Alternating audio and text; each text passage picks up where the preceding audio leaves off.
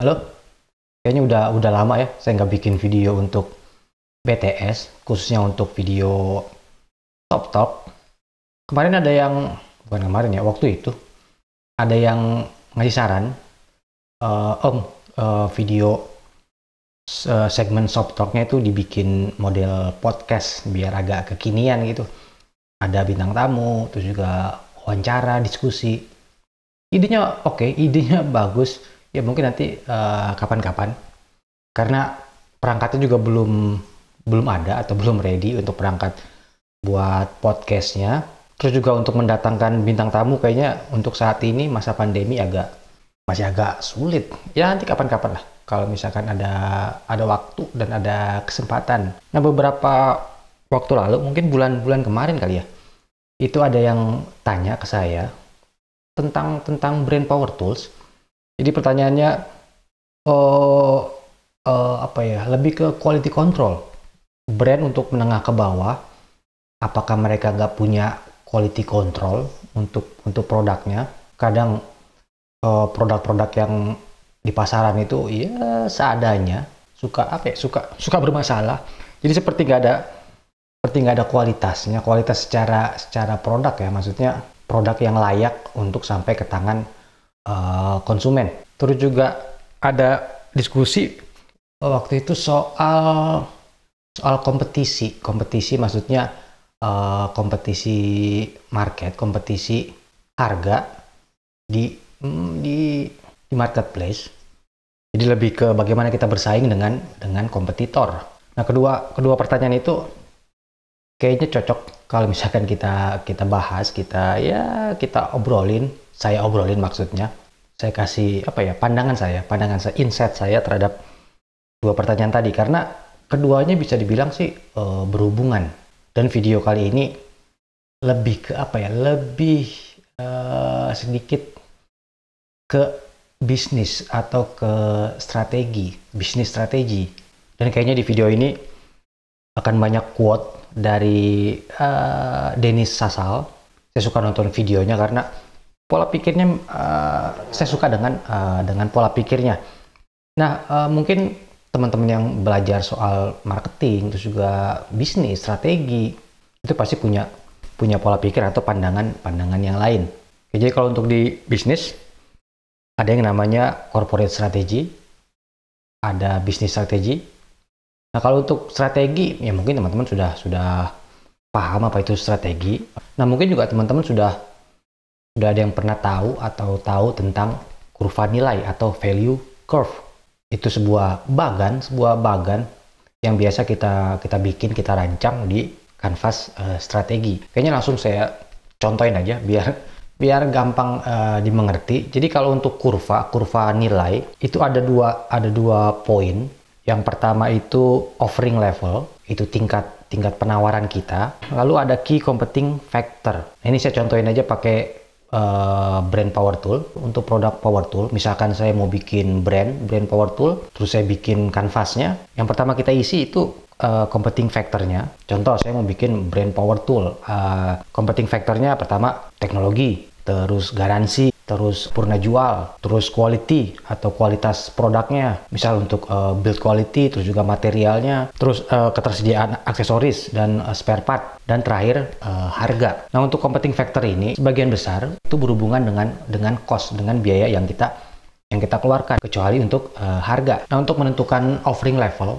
seberapa tinggi masing-masing key factor kita, itu ada dua cara. Ada yang ditentukan oleh key factor, jadi key factornya dulu ditentukan nilainya seberapa tinggi, baru terakhir menentukan harga. Tapi beberapa ada yang dimulai dari harga dulu. Biasanya kalau yang dimulai dari harga ya untuk produk-produk atau bisnis yang bermain di lautan merah yang kompetitornya banyak. Nah, sebenarnya sebelum kita bikin kanvasnya, sebelum kita bikin kurva nilainya, kita mesti bikin dulu atau kita mesti tahu segmen pasar kita atau market kita siapa. Karena itu nanti menentukan offering levelnya, seberapa tinggi offering level untuk competing factor kita. Contoh misalkan kalau untuk power tool, segmentasi pasar saya untuk orang hobi misalkan. Nah dari situ ketahuan faktor mana aja yang mesti kita naikin. Kalau untuk orang hobi lebih ke teknologi, lebih ke garansi, lebih ke purna jual, terus kualitas. Jadi itu mesti tinggi. Begitu juga nanti dengan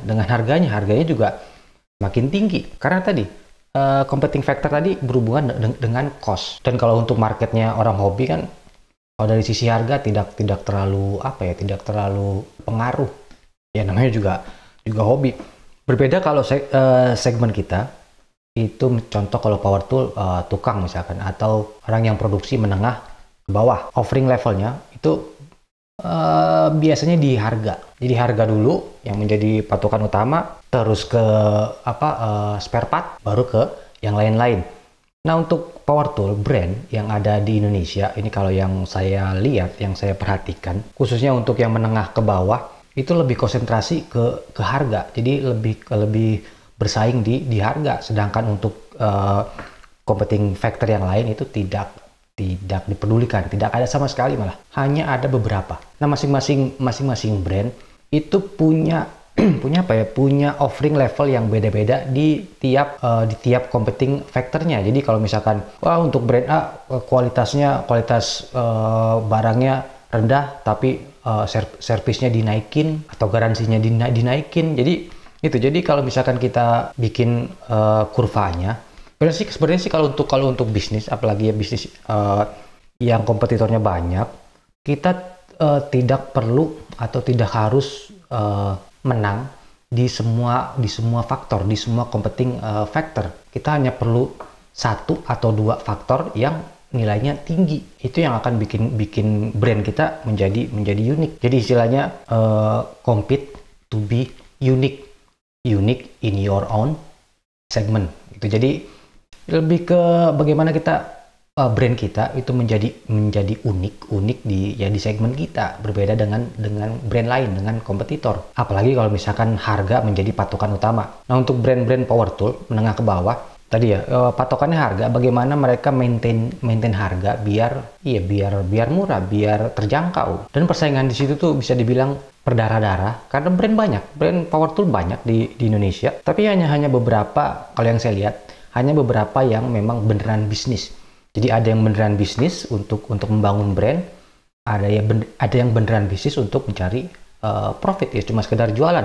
Ada yang sekedar jualan, ada yang memang membangun brand. Kalau tujuannya cuma jualan, cuma profit, ya strategi tadi atau kanvas tadi ya nggak dipakai. Kalau kita benar-benar membangun brand, ya strategi tadi ya kalau saya bilang sih wajib, karena itu juga nanti menentukan brand positioning. Nah mungkin ya teman-teman juga bisa menganalisa lah, bisa lihat untuk brand-brand power tools yang ada di Indonesia, khususnya untuk yang menengah ke bawah, yang harganya relatif sama, atau bahkan brandnya juga produknya juga sama. Pasti kalau yang memang kalau yang benar-benar membangun brand ya, itu pasti ada competing factornya yang dinaikkan, atau levelnya itu lebih tinggi dibandingkan dengan kompetitornya, dan ada yang diturunkan. Karena kalau untuk brand yang harga menjadi acuan, patokan utama dalam bisnisnya, harga jual ya, cost itu kan sangat menentukan. Apalagi kalau misalkan sekarang ini pandemi gini, dolar naik, bahan baku naik, dan untuk brand-brand yang impor, yang belinya pakai dolar, ya kerasa dampaknya. Jadi kalau yang saya lihat ya, kayaknya hampir semua tuh struggle untuk untuk mempertahankan harga, karena untuk beberapa market, untuk beberapa segmen, harga itu penting banget. Apalagi ya mungkin ada teman-teman yang bisnis, contoh misalkan teman-teman punya produk yang dijual gitu, yang bahan bakunya mesti beli, berbisnis itu kan kita mencari profit, mencari untung. Kalau misalkan sekarang saya pakai bahan baku A, harganya Rp1.000, lalu ada brand B, harganya sedikit lebih murah, taruhlah Rp900 dengan kualitas yang sama atau barangnya sama. Kalau teman-teman yang produksi, teman-teman yang bisnis, pasti akan pilih yang harganya lebih murah, karena kualitasnya sama, atau mungkin barangnya juga sama. Contoh misalkan kayu, kalau misalkan kita beli kayu jati Belanda gitu, ada dua toko A, toko B, kan barangnya sama, kemungkinan juga suppliernya juga sama. Mungkin kalau kita yang orang hobi beda 1000 2000 nggak terlalu dipikirin karena kita juga butuhnya sedikit, tapi kalau untuk industri atau untuk teman-teman yang produksi itu kan ya itu ngaruh banget. Nah tapi kalau misalkan toko kayu tadi dia punya competing factor yang lebih menonjol atau lebih unik. Misal kalau saya bikin kurvanya untuk toko kayu gitu, mungkin saya akan bikin untuk competing factornya itu stok atau varian atau ya banyaknya model, banyaknya ukuran, terus pengiriman, bisa pengiriman gratis atau pengiriman di hari yang sama, lalu ada jasa serut atau jasa pemotongan, baru ada harga. Nah baik lagi ke contoh tadi, contoh toko kayu yang A lebih mahal, yang B lebih murah. Kalau nggak ada competing factor, kita pasti akan pilih yang lebih murah. Tapi kalau ada competing factornya, misal yang A harganya mahal, tapi dia pengiriman gratis. Yang B harganya lebih murah, tapi pengirimannya bayar. Atau yang A lebih mahal, tapi stoknya lebih banyak. Terus juga varian ukurannya, jenisnya lebih banyak. Yang B lebih murah, tapi cuma ada 1 atau 2 ukuran dan stoknya sedikit. Nah, competing factor yang mereka miliki itu kan yang menentukan kita nanti beli di mana sesuai dengan kebutuhan kita. Kayak itu sekilas tentang kurva nilai, strategi bisnis dengan kanvas strategi. Jadi masing-masing brand, yang nggak semua brand tapi ya, masing-masing brand punya competing factor, punya strategi sendiri-sendiri. Karena kalau brand yang benar-benar branding itu ya mereka punya strategi dan segmentasi yang beda-beda. Kadang saya suka ketawa sendiri itu kalau baca-baca di grup hobi kayu gitu, kalau ada yang bilang, wah ini brand A quality controlnya gimana sih, atau ini brand B ini supportnya gimana sih, nggak respon banget. Jawabannya itu tadi, masing-masing competing factor itu ada cost-nya, ada biayanya. Kalau pengen yang semuanya value-nya tinggi, beli yang sesuai dengan harganya. Banyak orang bilang ya ada harga, ada rupa. Tapi ya begitulah, apa maksudnya, bagi kita di Indonesia, untuk teman-teman yang belum tahu tentang strategi bisnis, yang belum mengerti, atau kita sebagai konsumen, kita kan sebagai konsumen bebas, kita pengennya barang yang berkualitas, terus layanan purna jualnya yang oke, dan harganya murah. Nah, kalau saran saya, kalau teman-teman pengen dapat semua itu teman-teman beli namanya tahu bulat. Tahu bulat itu layanannya oke, karena supportnya atau pedagangnya langsung datang, kita langsung ketemu dengan pembuatnya. Layanan oke. Quality control, digoreng dadakan. Jadi kita bisa tahu, kita bisa lihat kualitas tahunya. Kalau ada yang reject, kita tinggal ganti. Karena itu jaminan dari supportnya atau dari penjualnya. Terus harganya murah.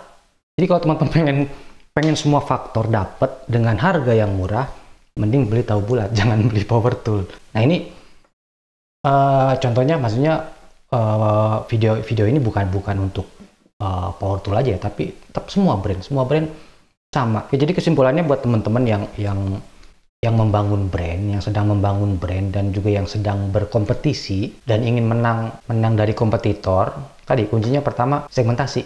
Kenali dulu market kita, siapa market kita, lalu pilih atau tentukan apa competing factor kita yang bikin kita unik. Nah, kalau kita sudah berhasil di satu faktor tadi, kita sudah punya yang namanya advantage, competitive advantage atau keuntungan atau keunggulan kompetitif. Sebenarnya ada satu lagi yang mau saya bahas, tapi kayaknya di videonya sudah terlalu panjang. Itu unfair advantage. Kalau tadi kan competitive advantage, keuntungan, keunggulan dalam berkompetisi. Ada satu lagi namanya unfair advantage. Itu keunggulan atau keuntungan yang tidak dimiliki oleh kompetitor lain. Nah, ini buat teman-teman yang pernah bikin lean canvas atau bisnis model canvas mungkin sudah paham. Unfair advantage, keunggulan atau keuntungan yang tidak dimiliki oleh kompetitor lain. Contoh sederhana mungkin hobi kayu. Contoh saya misalkan, kalau misalkan saya pengen punya bisnis atau saya ngeluarin produk yang berhubungan dengan hobi dan woodworking, saya punya unfair advantage yang tidak dimiliki oleh orang lain. Satu, saya punya komunitas, ada komunitas hobi kayu. Terus yang kedua, kebetulan saya sebagai founder. Terus yang ketiga, saya juga sebagai influencer. Jadi akan lebih mudah buat saya kalau misalkan saya mau jual produk atau ngeluarin brand produk, saya akan lebih mudah menjualnya ke teman-teman hobi kayu dibandingkan pihak lain. Nah, itu unfair advantage.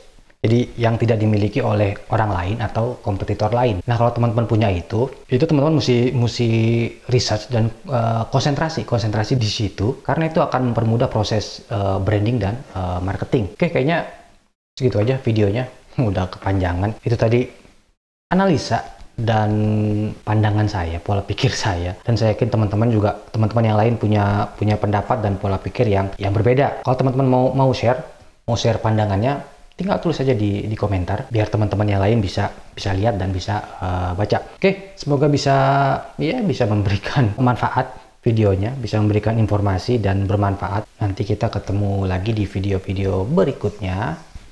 Sampai jumpa.